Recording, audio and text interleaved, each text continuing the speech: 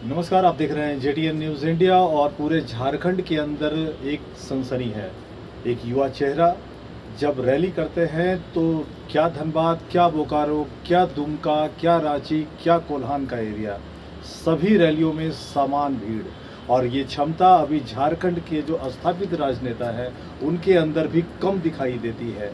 उनके अपने क्षेत्र में भीड़ हो सकता है, मगर किसी दूसरे क्षेत्र में अगर वो रैली या सभा करे तो शायद उतनी भीड़ ना हो, लेकिन सभी जगहों पे समान भीड़ जुटाने वाले युवा चेहरा जयराम महतो इस वक्त हमारे साथ यहाँ पर मौजूद है। जयराम जी, सबसे पहले तो स्वागत आपका जेटीएन न्यूज़ इंडिया पे। और पहला सवाल, झारखंड में जितने भी मुख्यमंत्री हुए हैं, सबसे पहले तो एक रिएक्शन हम आपका चाहेंगे कि रेटिंग हो जाए। बाबूलाल मरांडी से मैं शुरू कर रहा हूँ कि उनका जो कामकाज रहा है, बाकी के सारे मुख्यमंत्रियों पर मैं बारी बारी आऊँगा। और इस इंटरव्यू का मेन मकसद यही है कि आप जो व्यू पॉइंट रखते हैं मुख्तलिफ मुद्दों पर, वो सारा का सारा व्यू पॉइंट आज जनता के सामने आना चाहिए। अब तक ये बता दीजिए कि झारखंड में जो मुख्यमंत्री हुए हैं अब तक, उनके बारे में आपकी राय क्या है। शुरुआत में बाबूलाल मरांडी जी से करना चाहें। उस समय तो हम काफ़ी छोटे थे जब बाबूलाल मरांडी मुख्यमंत्री बने थे। 6-7 साल मेरी आयु थी, लेकिन हाँ, मिला जुला कार्यकाल था उनका। कुछ कार्य बहुत सराहनीय रहे। पारा टीचर उन्हीं की देन है। तो इस तरह बहुत सारे मामले हैं जिन्होंने अच्छा कार्य किया था। स्थानीय नीति उन्हीं के टाइम बनना स्टार्ट हुआ था, लेकिन आपसी मतभेद चाहे कुछ षड्यंत्र के कारण नहीं बन पाई। तो मिला जुला कार्यकाल उनका रहा। अभी तक झारखंड के जितने मुख्यमंत्री बने हैं, मिला जुला कार्यकाल लगभग सबका रहा है। इससे पहले भी जो हेमंत सरकार थी 13 महीने की, उसमें मोटा मोटी ठीक ठाक कार्य हुआ था। इससे पहले अर्जुन मुंडा जी ने भी अपना उनका जो कार्यकाल रहा है, बढ़िया कार्यकाल रहा है। मिला जुला कार्यकाल उनका भी रहा है, लेकिन हम लोग मिला जुला कार्यकाल की अपेक्षा नहीं रखते हैं। हम लोग अपेक्षा रखते हैं कि कार्यकाल जो भी हो, जो भी मुख्यमंत्री आए, जो भी पार्टी लीड करे झारखंड में, वो झारखंड के हित में काम करे। और झारखंड में हित में अगर पूरी तरह से बात किया जाए तो अभी तक किसी ने ना कदम उठाया है और ना फिलहाल कोई मंशा इनकी दिख रही है। जिन्होंने प्रयास किया था वे सफल नहीं हो पाए। कुछ तकनीकी इशू था या फिर उनकी इच्छा शक्ति नहीं थी। और आज जो परिवेश बना है झारखंड में, आज आवश्यकता है झारखंड को आज क्लिफाई करना ही होगा। आज डिस्क्राइब करना होगा कि झारखंड की आइडेंटिटी जो होगी वो किस आधार पे होगी। सबको तो आइडेंटिटी अब नहीं दे सकते हैं, क्योंकि अगर हम इतनी भीड़ को लेकर अगर बंगाल के बॉर्डर को पार करते हैं तो हम लोग बंगाली नहीं कह जाएंगे। बंगाली नहीं कहेंगे, वहाँ एक अराजकता हो जाएगा। अराजकता हो जाएगी। जन्म जो हम लोग बात कर रहे थे सीएम को लेकर के, तो गुरुजी भी रह चुके हैं यहाँ पर मुख्यमंत्री, तो उनके बारे में आपकी क्या राय है? 1932 को लेकर के उनके मैनिफेस्टो में भी है और वो हमेशा हिमायती रहे हैं उसके। ये और बात है कि हेमंत जी डिनाई कर रहे हैं। हाँ बिल्कुल। तो गुरुजी के बारे में क्या राय है आपकी? गुरुजी एक आंदोलनकारी रहे हैं, लेकिन बढ़ते उम्र और बढ़ते समय के साथ वे अपनी इच्छा शक्ति को मजबूत नहीं रख पाए। और विशेषकर वे रहे मुख्यमंत्री, लेकिन उनको समय उतना नहीं मिला। और आज उनकी पार्टी की सरकार है, उनके पुत्र स्वयं मुख्यमंत्री हैं। उनसे अपेक्षाएं थी, लेकिन उन अपेक्षाओं में आज खरे नहीं उतर पा रहे हैं। इसके परिणाम जो भी हैं, अंदरूनी परिणाम हो चाहे जो भी हो, लेकिन इस पर ज़्यादा मुझे जानकारी नहीं है। लेकिन कहीं ना कहीं उन्होंने जो वादा किया था राज्य की जनता के साथ, उस पर भी खरे नहीं उतर पाए। एक और युवा नेता है झारखंड के अंदर, सुदेश महतो, आज चुके सुप्रीमो है, उनके बारे में आपका दृष्टिकोण क्या है? उनकी पार्टी हमेशा सत्ता में रही है, लेकिन उनके भी जो एजेंडे दिखे हैं वे हमेशा उन्होंने पहला प्रयास प्राथमिकता अपनी पार्टी और अपने जो उस समय सरकार में रहने को दिया है। जनता को अगर होता तो शायद जब 2014-15 में रघुवर सरकार आई थी और वे नीति लेकर आए, तो उस समय उनकी पार्टी से हटकर माटी के लिए प्रश्न करना चाहिए था, और हो सके तो गठबंधन से भी उन्हें त्याग देना चाहिए था। अगर ऐसा होता तो आज वे और बड़ी पार्टी बन जाती। आशु को लेकर जी, अगर वे ऐसा करते तो। जब आप बार बार जिक्र करते हैं अपने संवाद में, आप लोगों से जब मिलते हैं तो, कि जो झारखंड के हित में विधायक काम नहीं कर रहे हैं और हो सके तो 81 सीटों पर सभी चेहरों को बदल देना चाहिए, इसका मतलब क्या है? हाँ, इसका मतलब यही है कि मैं आने वाली युवा पीढ़ी, झारखंड के आने वाले भविष्य के लिए मैं जनता से, आने विशेषकर युवाओं से, मैं भी एक युवा हूँ, तो उनसे आह्वान करता हूँ कि यदि इनसे कार्य नहीं हो पाता है, यदि ये बंधे हुए हैं, इनकी कुछ मजबूरियाँ हैं, या फिर ये पद प्रतिष्ठा और पावर को ही लेकर सीमित हैं, परिवार तक सीमित हैं, तो नए चेहरे आने चाहिए जो राज्य की परिकल्पना, नया राज्य बनाए, नवनिर्माण का झारखंड हो। और जिस असम में हुआ था 1985 के आसपास, युवाओं की सरकार उन्होंने बनाया था। तो ये मैं अपील करता हूँ कि आप भी इस तरह के मूवमेंट के लिए तैयार रहें। अगर इनसे हित ना बने, इनसे अगर झारखंड के हित में कानून बनाने में असक्षम होते हैं, तो ऐसी परिस्थितियाँ झारखंड में होनी चाहिए जो झारखंड को एक फ्रेश झारखंड बन सके और उसमें युवाओं की भागीदारी हो सके। आपका संगठन विकल्प देगा क्या? देखिए, इस पर अभी हमारी चर्चा नहीं है, ना कोई रणनीति है। हमारे संगठन की चर्चा पूरी तरह से अभी है कि जो धनबाद बोकारो से जो आंदोलन स्टार्ट हुआ था इसे पूरे 24 जिलों में लेकर जाना है, और उसके लिए हम लोग मेहनत कर रहे हैं, क्योंकि अभी तक 24 जिलों में हम लोग जा नहीं पाए हैं। इस बात को हम लोग भी स्वीकारते हैं, और 24 जिलों में जब जाएगा उसके बाद भविष्य की बात भविष्य जाने, लेकिन वर्तमान में हम लोग का कोई इंटेंस नहीं है। हमारा इंटेंस अभी शुद्ध रूप से राजनीति का नहीं बल्कि आंदोलन का है, क्रांति का है, और हम लोग कार्य कर रहे हैं, लगातार आंदोलन कर रहे हैं, धरना प्रदर्शन, तरह तरह के हम लोग विकल्प के तौर पर सरकार के को मैसेज देने का काम कर रहे हैं। तो हम लोग शुद्ध रूप से अभी वो सही ढंग से काम करें। हाँ, हम लोग अभी भी यही चाहते हैं कि जो पार्टियां हैं, जो भी पार्टियां रूल कर रही हैं, और वे अपने अतीत को भूलते हुए सही ढंग से कार्य करें, राज्य के हित में कार्य करें, राज्य के छात्रों, राज्य के किसान, राज्य के युवाओं के हित में कार्य करें, ताकि राजनीतिक विकल्प की जरूरत ना पड़े। जरा एक और सवाल है कि आप खुद पीएचडी एस्पिरेंट हैं, झारखंड के नेता कम इंटेलेक्चुअल हैं क्या? नहीं, ये तो हाँ, बिल्कुल है कि अगर ये इंटेलेक्चुअल अगर कम है या नहीं हो तो आपके ये से आ जाएगा, क्योंकि इनके आसपास जो लोग रहते हैं या जो राज्य में जो अधिकारी हैं यहाँ पर, इनको मिसगाइड करने में कामयाब हो जाते हैं क्या? बिल्कुल, मधुपड़ा उसी का उदाहरण है। मधुपड़ा एक अति पिछड़े क्षेत्र से आए थे, हालांकि दोषी तो हैं। अब राज्य के मुख्यमंत्री हैं, अगर आप में इंटेलेक्चुअलिटी नहीं है, आप में अगर जानकारी नहीं है, तो पहला बात आपको नेतृत्व के लिए आना ही नहीं चाहिए था। अगर आप नेतृत्व के लिए आए हैं तो आपको सोच के आना चाहिए। लेकिन ये बात मुझे भी लगता है कि उनके आसपास का जो माहौल था, उनके आसपास जो लोग बैठे थे, वे दोषी हैं, और वे तो मुख्यमंत्री दोषी हैं ही। तो कहीं ना कहीं जो झारखंड की माटी के विधायक बन के जाते हैं, थोड़ा सा इंटेलेक्चुअलिटी की कमी इनमें है, ये थोड़ा सा इन्फॉर्मेशन का अभाव है, इनमें जानकारी का अभाव है, जिस कारण ये मिसगाइडेड होते हैं, और परिणाम यही भुगतते हैं, जेल यही लोग जाते हैं। बिल्कुल, और उनके कारण झारखंड को भुगतना पड़ रहा है। तो इसीलिए अब नई पीढ़ी से हम यही आह्वान करेंगे कि अब मौसा मामा जेठा काका नहीं, जो इंटेलेक्चुअल पर्सन हो, जो चीज़ों को समझे, जो निडरता के साथ, प्रखरता के साथ बातों को रखे, उन्हें चुनना चाहिए। नहीं तो वे हम तो चुनते हैं इमोशन में, लेकिन उनकी गलती का खामियाजा झारखंड को भुगतना पड़ रहा है। बुरी तरह हम लोग भुगत रहे हैं। कर रहे थे मधुपुरा को लेकर के, जो जेल यात्रा हुई है अब तक झारखंडी नेताओं की हुई है, कोई भी गैर झारखंडी जेल अभी तक गया नहीं है। क्या लगता है कि वो ज्यादा तिकड़मबाज हैं क्या? और सारा ये मुझे लगता है इसका ये दिल्ली से डील हो रही है सारी चीज़ें। दिल्ली चाहती है कि राज्य एक खनन का राज्य है, यहाँ की खनिज संपदाओं पर सदियों से लोगों की नज़र रही है, चाहे अंग्रेज हों, चाहे अंग्रेज के बाद जो भारत में सरकारें बनी, उनकी नज़र हमारी माटी पर सदैव रही है। तो वे चाहेंगे कि जो यहाँ के तो केंद्र चाहता है कि पॉलिटिकल अनस्टेबिलिटी हमेशा झारखंड बिल्कुल में हो, या कम से कम कमजोर नेतृत्व हो। कमजोर नेतृत्व, ये तो चाहते हैं। जो भी सेंट्रल दिल्ली में जो बैठी सरकारें हैं, उससे पूर्व में रही है, आज है, वो चाहती है कि झारखंड में एक एस्टेब्लिश गवर्नमेंट ना हो, अराजकता बनी रहे। इसका उदाहरण हम आपको प्रेजेंट कर सकते हैं। जितने भी आप विधायक और सांसद तो छोड़िए, जो राज्यसभा सांसद चुन के जाते हैं, वो जो बड़ी पार्टियां हैं बीजेपी और कांग्रेस, वो अक्सर बाहर राज्य के लोगों को यहाँ के बोरो प्लेयर के तौर पर उतारते हैं। क्या इसका उनका इंटेंट साफ है कि झारखंड में क्या ऐसे चेहरे नहीं हैं जिनको यहाँ से नेतृत्व के लिए राज्यसभा भेजा जाए? तो ये आंकड़े स्पष्ट कहते हैं, ये चाहते हैं कि यहाँ के जो लोग हैं उनका विकास ना हो। अगर उनका होगा तो ये अपनी खनिज संपदा पर बात करेंगे, वे राजस्व पर बात करेंगे, और वे कोई होने नहीं देना चाहता, क्योंकि इससे एक बहुत बड़ी कमाई होती है, और इससे झारखंड की कमाई से पूरा कलकत्ता और बांग्लादेश जगमगाता है।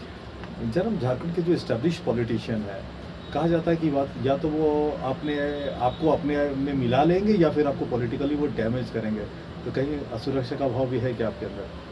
और असुरक्षा का भाव तो झलकता है, लेकिन धीरे धीरे जैसे समय बीत रहा है, ये डर समाप्त हो रहा है। लोगों का प्यार, लोगों का विश्वास जो देखने को मिल रहा है, तो इसलिए अब वो डर समाप्त हो रहा है, और डरने की अब कोई बात नहीं है। हम लोग सच्चे रास्ते पर हैं, हमारा पथ सही है, हमारी पहचान होनी ही चाहिए, हम लोग कहीं गलत नहीं है, इसीलिए अब डर की कोई बात नहीं। हालांकि जो लोग सत्ता का सुख ले चुके हैं, उनकी तो पाँव उखड़ चुका है, उनकी ज़मीनें उखड़ चुकी हैं, क्योंकि इससे पहले विधायक का मतलब था कुछ चंदा दे देना, चंदा के माध्यम से जनता को बरगला के रखना। लेकिन अब छोटा छोटा बच्चा सवाल करने लगा है कि भाई नीति आप क्या कब बना रहे हैं? विधायक का काम होता है विधेयक बनाना। ये तो बहुत बड़ा परिवर्तन हुआ है इस आंदोलन के माध्यम से। आगे भी बहुत सारे परिवर्तन देखने को मिलेंगे, और आज हो रहे हैं। तो तमाम जो पॉलिटिकल चेहरे हैं, उनकी पाँव लगभग खिसक रही है। जनाब, जिस ढंग से लोग आपको हाथों हाथ ले रहे हैं, आपके रैलियों में लोग जुट रहे हैं, ये मानकर चल रहे हैं कि झारखंड के अंदर जो ग्रामीण सीट है, आज आप किसी भी सीट से लड़ जाएं तो वो सीट निकल जाएगा।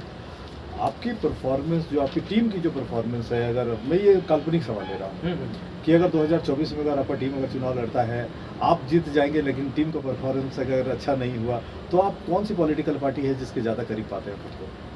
नहीं, पहला बात तो हम लोग चुनाव के बारे में ना हमारी टीम सोची है और ना हम सोचे हैं। काल्पनिक सवाल। हाँ, आपने काल्पनिक सवाल किया, तो सर कल्पना से उत्तर देना चाहते हैं। फिलहाल देखिए, परिवेश था, एक समय था, क्योंकि हम लोग एक झारखंड आंदोलनकारी शहीद के पुत्र रहे हैं, तो आंदोलन कहीं ना कहीं किसी पार्टी का जुड़ाव रहता है। तमाम आंदोलन उस समय जेएमएम रायसू आगे नेतृत्व कर रहे थे, राज्य का युवा ब्रिगेड आयसू के साथ थी, जो अनुभवी थे, जो उम्र दराज थे, वे जेएमएम के साथ थे। लेकिन अभी जो परिस्थिति है, सबको देखा जनता ने, कि कोई डायरेक्ट सत्ता पर था, कोई इनडायरेक्ट था, लेकिन उनका जो मनसा है केवल और केवल अपना पद, पावर, प्रतिष्ठा और परिवार तक सीमित रहा। राज्य के हितैषी कोई नहीं बन पाए। तो इसीलिए जो वर्तमान में पार्टियां हैं, मैं किसी भी पार्टी को खुद के करीब नहीं पाता हूँ। जयराम, कुछ लोग हैं जो कि मेरे साथ भी सीधे संपर्क में हैं और टिप्पणी करते हैं, बात करते हैं। जब कभी भी आपका जिक्र लोग करते हैं तो ये बोलते हैं कि पानी का बुलबुला है, कुछ दिन होगा और फिर इसके बाद ये फूट जाना है। हार्दिक पटेल का उदाहरण दिया जाता है, कन्हैया कुमार का उदाहरण दिया जाता है। ऐसे लोगों को क्या जवाब देना चाहेंगे आप? देखिए, उन लोगों को तो मैं सीधा जवाब दूंगा, ठीक है पानी का बुलबुला है, हम फूट ही जाएंगे, लेकिन मेरे मुद्दे गौन नहीं हो सकते। मैं जिस मुद्दों पर बात कर रहा हूँ वो मुद्दे गौन नहीं होंगे। मेरे मुद्दे जेन्युइन है, मेरी लड़ाई संवैधानिक है। झारखंड में झारखंडी कौन है ये कोई गलत नहीं है। आज हमारे क्षेत्र में खनिज संपदा है, लगातार अतिक्रमण हो रहा है, लोग बेघर हो रहे हैं। मेरे मुद्दे खत्म नहीं हो सकते हैं। मैं फट सकता हूँ, मैं मिट सकता हूँ, मुझे मारा जा सकता है, मेरे मुद्दे जीवंत रहेंगे और मेरे मुद्दे आने वाला दिन फिर कोई ना कोई आवाज़ बनकर वहाँ से फिर स्टार्ट कर लेगा। मुस्लिम को हम और आगे बढ़ाते हैं, आप मुद्दों की बात कर रहे हैं, तो आइडियल झारखंड की आपकी परिकल्पना क्या है? आदर्श झारखंड क्या है आपकी नज़र में? आदर्श झारखंड जब यहाँ के किसान खुशहाल होंगे, जब यहाँ के छात्रों के हित में नियोजन बनेंगे, और मेरा तो प्रयास रहेगा कि आप अन्य राज्यों से हमें कोई वास्ता नहीं है, दुनिया के देशों से कोई वास्ता नहीं है।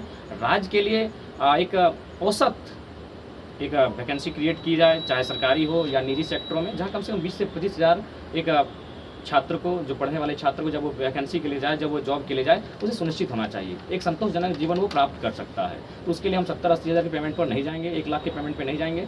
वहाँ आना चाहिए। मैं कल्पना कर रहा हूँ कि आप कल्पना की बातें कह रहे हैं, तो वहाँ 20-25 हज़ार की अगर सैलरी को अगर राज्य सरकार अगर बना पाती है, क्रिएट कर पाती है, तो एक आम युवा उसी से अपना जीवन ज़्यादा से ज़्यादा रोजगार भी सृजन हो सकता है। लेकिन उसके उतना अगर जॉब वैकेंसी अगर क्रिएट करना है तो फिर सीआर एक रास्ता है, कंपल्सरी हाँ, रिटायरमेंट देना पड़ेगा। उस पर भी फंड बचा के बैलेंस करना, उस पर भी लोगों को सोचना चाहिए कि आखिर सबको मौका मिलना चाहिए। सिकंदर भी खाली हाथ गया था, तो ये लोगों को सोचना चाहिए कि सबको मौका मिले, सबका परिवार खुशहाल रहे, सबके हाथों में छोटा मोटा रोजगार रहे। ये सोचना होगा, देश को सोचना होगा, क्योंकि मिल बांट करके लोग संसाधन का बिल्कुल मिल बांट के उपयोग करें। राज्य के जो लोग हैं उनका विकास हो सके। जरा विकास सीट है यहाँ पे, कैसे विधायक है यहाँ पे? कोई एक नेता जो आपके करीब हो, या कोई एक नेता जो लगता है कि आप जिसको मतलब ज़्यादा? देखिए, आइडियोलॉजी मानते थे वही नेता अब हमको आड़े हाथ लेने लगे हैं। खैर, ये उनकी मानसिकता था। जब मैं छोटा था तो जगन्नाथ महतो के काफ़ी करीब था। उनकी आइडियोलॉजी, उनका टाइगर अंदाज पसंद लगता था, लेकिन अब तो खुद हम ही को मैंने अनाप शनाप कमेंट करते हैं। फिर भी कोई बात नहीं। तो 1932 का हमेशा समर्थन करते हैं, उनके कहने से बोलते हैं कि नहीं होगा, लेकिन जगन्नाथ महतो तो बोलते हैं कि नहीं, वो केवल जुमला है उनका भी। आप विधानसभा के भीतर कहिए ना। और तो उसके बाद लोबिंदा भी बढ़िया, मैंने उनके आंसू एक संघर्षशील व्यक्ति हैं, उनके भी करीब खुद को मैंने लोबिंदा भी, लेकिन हालांकि अभी भी वो पार्टी से जुड़े हैं। अब उनकी कोई अपनी मेंटेलिटी होगी, लेकिन लोबिंदा भी उन्होंने भी बहुत प्रखरता के सदर का है।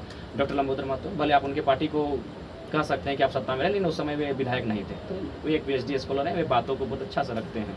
विनोद सिंह हो गए माले के बगोदर विधायक, वे भी बातों को अच्छा रखते हैं। हालांकि वामपंथी का टैग उन पर लगा है, तो लोग अभी वामपंथ को देखना, एक्सेप्टेंस कम है, एक्सेप्टेंस उनका कम है। क्योंकि अभी उग्रवाद उग्रवाद का मतलब ये नक्सल नहीं, मैंने एक उग्र सिचुएशन चल रहा है राष्ट्रवाद की ओर लोगों का।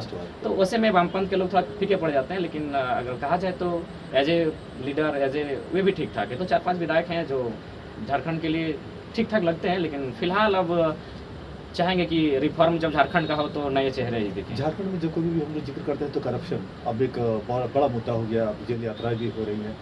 झारखंड में बहुत सारे नेता हैं अभी यहाँ पे। जरा कुछ नाम ऐसे भी हैं जिनके साथ आप कभी काम नहीं करना चाहेंगे, वो नाम कौन से हैं? देखिए, अभी तक तो स्टडी किया नहीं है, लेकिन जब स्टडी करेंगे तो आपके चैनल को बता देंगे किनके साथ हम काम करना नहीं चाहेंगे, लेकिन फिलहाल जानकारी नहीं है खुद को भी। कोई इंटेलेक्चुअल है लीडर यहाँ पे झारखंड में जो लगता है कि आपको अप टू मार्क है, या जिसके साथ आप काम करना पसंद करते हैं? हाँ, अगर डॉक्टर लंबोदर महतो अगर पार्टी को छोड़ देते हैं, डॉक्टर रामेश्वर उरांव अगर पार्टी को छोड़ के आते हैं, तो इंटेलेक्चुअल पर्सन हैं ये लोग। इन लोगों के साथ काम किया जा सकता है। हाँ, ये लोग चूँकि रह चुके हैं, राज्य के बड़ी प्रशासनिक सेवा में रह चुके हैं, इनके पास बुद्धि होगा, अनुभव भी उनके पास होगा। तो ये लोग अगर, लेकिन इनके पास भी आखिर है पार्टी हावी है, तो जिनके पास पार्टी हावी है वो माटी के लिए फिलहाल नहीं सोच सकते। आप खुद को छात्र नेता ही कहते हैं, लोग भी आपको मानते हैं कि आप उभरते हुए एक सेंसेशन है। एजुकेशन सिस्टम को अगर बदलना हो झारखंड के अंदर तो सिस्टम कैसा होगा, या आप वो कौन सा पॉइंट है जहां आप सुधार की गुंजाइश देख रहे हैं एजुकेशन सिस्टम? एजुकेशन सिस्टम में तो पहली बात चाहेंगे कि हमारे जो क्षेत्रीय भाषाएं हैं, चूँकि वे भाषा अगर लुप्त हो जाएंगी तो झारखंड की पहचान लुप्त हो जाएगी। बचपन से पढ़ा है कि किसी समाज को नष्ट करना है तो उसकी भाषा साहित्य को खत्म कीजिए, वो समाज नष्ट हो जाएगा। तो हम चाहेंगे जैसे कि सबसे पहला बात है, अगर हम लोग दूसरी भाषा का नकल कर रहे हैं, अपनी परंपरा को त्याग रहे हैं, तो वो है पैसा कमाना। क्योंकि हमें पैसा कमाने के लिए नौकरी में फॉर्म भरना पड़ता है, उस नौकरी में हमें एग्जाम देना पड़ता है, और वो हमें अंग्रेजी और हिंदी में देना पड़ता है। तो उससे क्या होता है, हमारी जो भाषा है उससे हमारा जुड़ाव कम हो जाता है, और जो उन भाषाओं के साथ हमारा लगाव होता है। इसीलिए प्रयास होना चाहिए यूजी टू पीजी, जो हमारी क्षेत्रीय भाषाएं हैं उनमें पढ़ाई हो, शासन से प्रशासन की बातें, विधियाँ, कानूनी कागजी हमारी भाषाओं में हो, और जो एग्ज़ाम हो वहाँ हमारी सभी भाषाओं जो हमारी है उनका विकल्प होना चाहिए। वे चाहे उनका अगर इच्छा हो तो वे अंग्रेजी के लिए जाएँ, हिंदी के लिए जाएँ, लेकिन प्राथमिकता उनकी भाषाएं होनी चाहिए। क्योंकि नियोजन सबसे बड़ा चीज़ है, नियोजन आज के डेट में सबसे बड़ा पैसा है, पैसा यानी नियोजन। तो जब तक नियोजन की बात हम करेंगे तो नियोजन जिस भाषा में आता है लोग उस भाषा की ओर जाते हैं, और ये हमने देखा है। इसीलिए झारखंड में सबसे ज़्यादा नुकसान अगर हुआ है तो नियोजन के कारण। बाहर हम लोग जाने लगे हैं तो वहाँ की भाषा को सीखने लगे हैं, अपनी भाषा से चिड़ होने लगी, क्योंकि हमारी भाषा से कुछ मिलता ही नहीं है। यहाँ के लोगों को अपनी भाषा से कुछ नहीं मिलता है। कल ही हम गए थे एक कोराव समुदाय के बीच, तो देखिए वे लोग बंगला में बात कर रहे हैं, तो हम बोले अच्छी बात है, बंगला खूबसूरत भाषा, मीठी भाषा, लेकिन आपकी भाषा कहाँ गई, पुरुष भाषा कहाँ गई? इस पर हम चर्चा किए तो लोग बोले कि नहीं, थोड़ा सा हम लोग भी आप उस पर काम करेंगे। जब हम भी अपने समाज के बीच जाते हैं तो हम बोलते हैं गुड़माली भाषा आपकी कहाँ गई? आप ठीक है, दुनिया की कोई भाषा का हम नेगेटिव नहीं करते हैं, लेकिन अपनी पहचान होनी चाहिए, अपनी बोली होनी चाहिए। जन्म हेल्थ इंफ्रास्ट्रक्चर जो झारखंड के अंदर है उसमें रिफॉर्म की जरूरत है क्या? हाँ बिल्कुल ज़रूरत है, क्योंकि आज देखें निर्मल महतो मेडिकल हॉस्पिटल की कहानी, वहाँ मुँह रुमाल लेकर जाना पड़ता है, तो वहाँ भी आवश्यकता है। हेल्थ एजुकेशन पर काम होना चाहिए, और मैं मानता हूँ कि 2 सेक्टर बहुत ज़्यादा जरूरी है, वो हेल्थ और एजुकेशन है। उसके बाद आता है एम्प्लॉयमेंट, तो इन पर काम होना चाहिए। एम्प्लॉयमेंट की बात कर रहे हैं तो जो इंडस्ट्रियल पॉलिसी है अभी, जो उद्योग नीति है झारखंड के अंदर, उसमें क्या परिवर्तन होना चाहिए? क्योंकि उद्योग का सीधा संबंध रोजगार के साथ है, उत्पादन के साथ है, जीडीपी के साथ है। जरा क्या मानते हैं?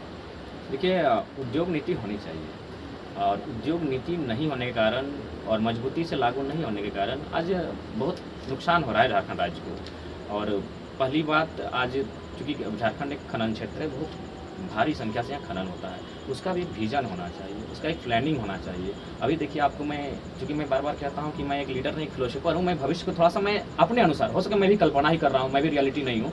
अभी जो आपका NH-32 इसको डाइवर्ट किया गया है आपका महोदा के बाद, इसे धनबाद ले जाने के लिए राजगंज लेके गया है।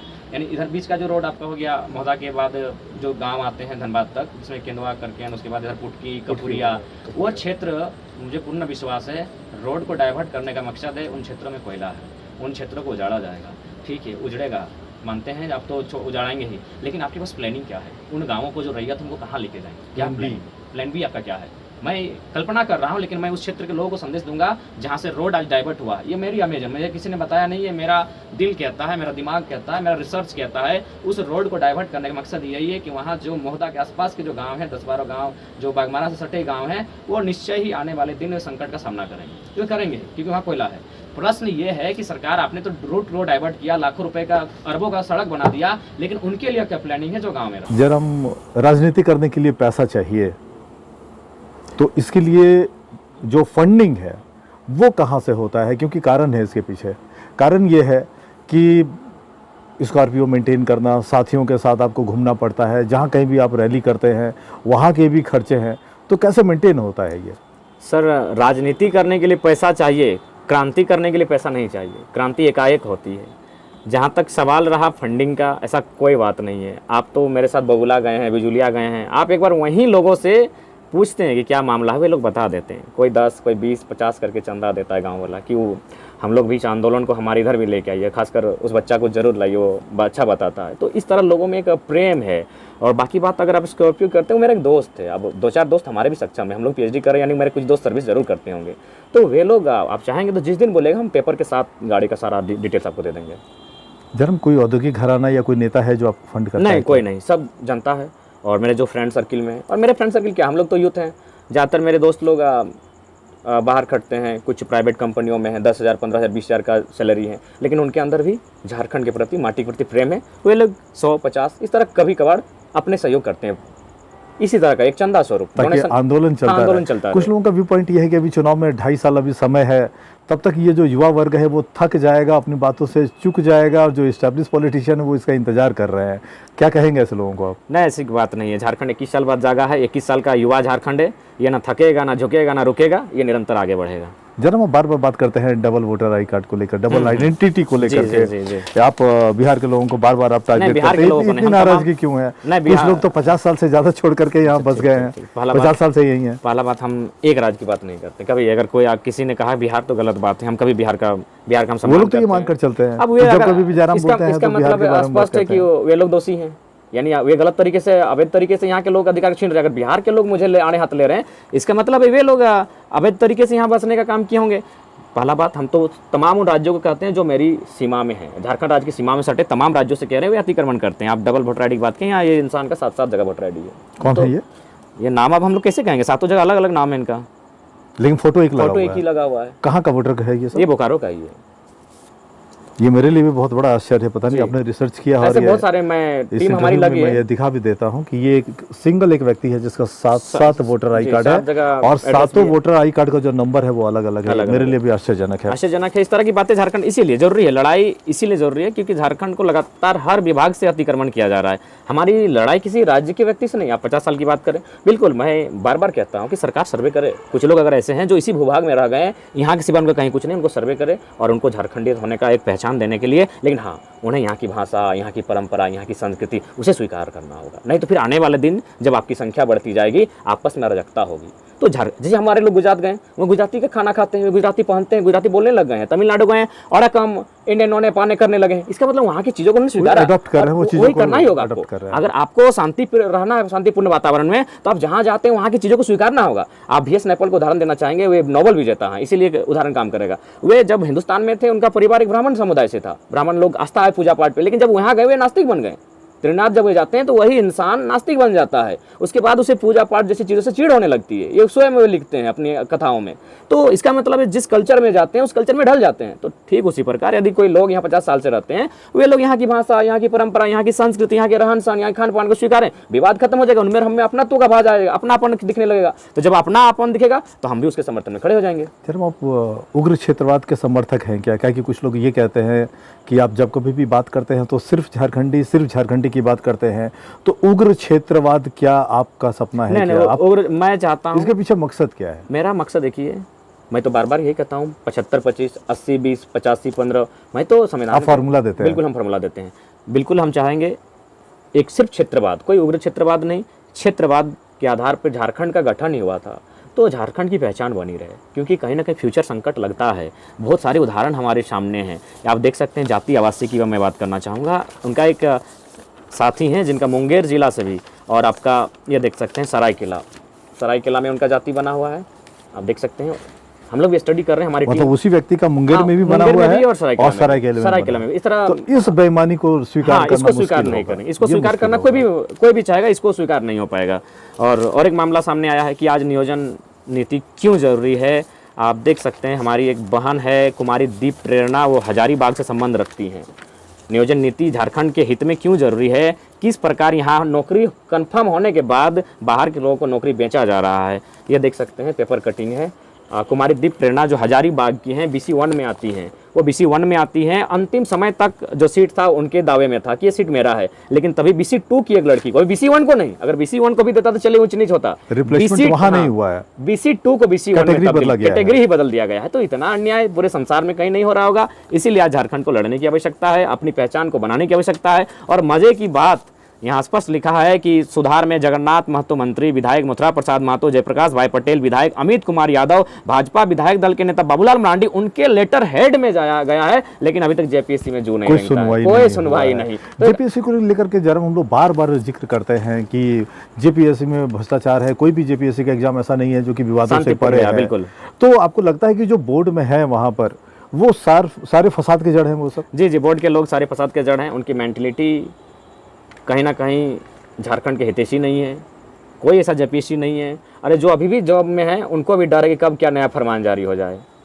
तो JPSC विवादों में है, और जब तक झारखंडियत भावना नहीं होगी, झारखंडियत भावना के लोग वहाँ नहीं बैठेंगे बोर्ड में, बनी रहेगी संकट उसमें। आप बात कर रहे हैं विवाद को लेकर के, एक आरोप लोग लगाते हैं आपके ऊपर कि आपके साथ जो लोग हैं, आप लोगों ने पूरे आंदोलन को एक दिशा दे दिया है कि जो कुर्मी महतो है उसके इर्द गिर्द ये सारा आंदोलन है। आपके साथ जो लोग जुड़े हुए हैं, इन लोगों ने एक ट्रैक बना दिया है कि जो झारखंड के कुर्मी महतो हैं ये उनका आंदोलन है। बहुत बार सुनने को मिलता है। जरा क्या जवाब है? देखिए, पहला बात, अब तो खैर मेरा कुर्मी एक बहुत बड़ी आबादी है, बहुत बड़ी नहीं, झारखंड की सबसे बड़ी आबादी है। अगर आप अनुसूचित जनजाति की बात करें तो वे 32 थी, अभी 10-42 होंगे। उनको मिला के वे 25% है। अनुसूचित जनजाति जिसमें संताल हो, मुंडा उराव है, वे लोग सब मिला के 25%, लेकिन कुर्मी अकेले 20+, लगभग 25 तक कुर्मी अकेले है। तो एक बहुत बड़ी आबादी है। तो आपको लगता नहीं कि ये आपकी मजबूती भी है और आपकी कमजोरी भी है? मजबूती इसलिए है क्योंकि आपका एक वोट बैंक जो है, आपका जो बेस बैंक जो है समर्थकों का, वो तो है, लेकिन आपके मास एक्सेप्टेंस को कहीं ना कहीं ये धक्का लगाता है। देखिए, पहले मेरी बात, कुर्मी केवल अधिक आबादी नहीं है, वे लड़ाकू कौम रही है। भले उस समाज के लोग, चूँकि उनके पास राइटर नहीं था और वे बिना राइटर के फाइटर थे, इसीलिए उनके इतिहास को कहीं नहीं लिखा गया। अब तो राइटर भी है, अब राइटर मिल रहे हैं, उनके इतिहास को भी लिखा जाएगा। तो इसलिए उनके साथ इतिहास में हमेशा बेईमानी हुई है। उन्हें आज प्रेम की आवश्यकता है, आज उस समाज को समर्थन की आवश्यकता है। आज पूरे संथाल परगना से लेकर कोयलांचल से लेकर कोल्हान तक सबसे ज़्यादा ज़मीन अगर किसी का अतिक्रमण हुआ है, अधिग्रहण किया गया है, लूटा गया है, बेरोजगारी का दंश झेला है, बेईमानी का दंश झेला है, तो कुर्मी कौम ने झेला है। तो लोगों को ये चीज़ें नहीं दिखती हैं, ये भी देखना होगा आपको। सबसे ज़्यादा विधवा कुर्मी की बहु बेटियां हुई है, सबसे ज़्यादा चूड़ियाँ कुर्मी का टूटा है। सेकंड फेज की मैं बात कर रहा हूँ, जो झारखंड आंदोलन का सेकंड फेज था। पहला फेज तो निर्विवाद रूप से आदिवासियों ने नेतृत्व किया था, जिसमें जैसे हमारे भी समाज के लोग थे, लेकिन चूंकि हमारे पास राइटर नहीं थे। लेकिन सेकंड फेज की अब बात करें, आप जितना रिसर्च करना है, जितने सालों तक रिसर्च करना है, आपको कुर्मी लोग अगुवाई में दिखेंगे। पहले फेज पर वे सीने में गोली खाते हुए कुर्मी के लोग दिखेंगे, तब तो आप भाई अपना।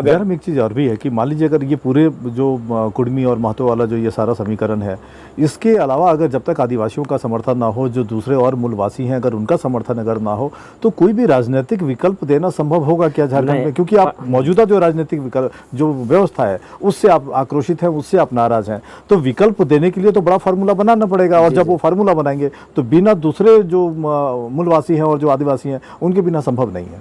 बिल्कुल, और ये केवल और केवल भ्रम है कि ये कुर्मी का आंदोलन है। इसमें हाँ, ये उनकी आबादी ज़्यादा है, क्योंकि उनकी जब आबादी ज़्यादा है तो लोग भीड़ में उनके दिखेंगे ही। इसको आपको स्वीकारना होगा, ये सच्चाई है। दूसरी बात, ये लड़ाकू कौम से रही है, आपको ये स्वीकारना होगा। आप घर में बैठ सकते हैं, आप व्यापार कर सकते हैं, आप राज्य को छोड़ के जा सकते हैं, ये लड़ाकू कौम है, ये हमेशा लड़ी है और आज भी लड़ी है और कल भी लड़ेगी। तो रहा सवाल, मैं कोडरमा गया था, वहाँ एक लोग भी कुर्मी नहीं थे, सारे यादव भाई लोग आए थे।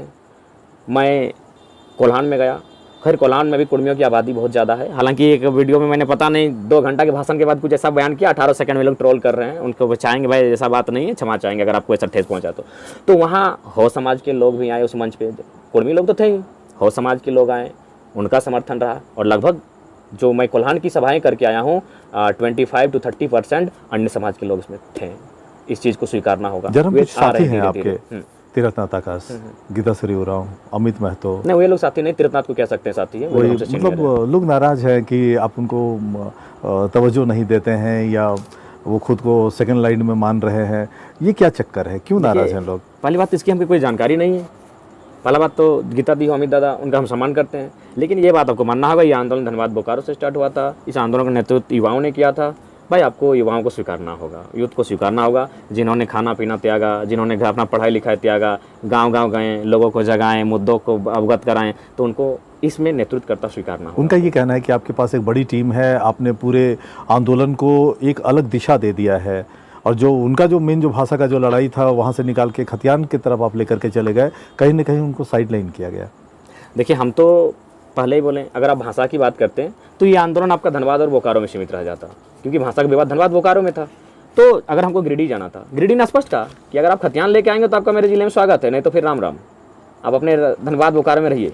गिरिडीह से मुझे मैसेज आया, हजारीबाग जहीं भी मैं गया सभा के लिए, उन्होंने सीधा कहा अगर आप यहाँ आते हैं स्वागत है आपका, हम चाहते हैं कि आप यहाँ आएँ, आप अपनी बातों को हमारी जनता के बीच रखें, क्योंकि जनता आपको सुनना चाहती है, लेकिन यहाँ भाषा की बात करें ही करें, खतियान की बात आपको करनी होगी। तो फिर उसको ऐड करना पड़ा, और मैं बार बार कहता था कि तब तो खतियान एक पहचान भी है और खतियान की लड़ाई भी अब उस ये पे जा रहा है।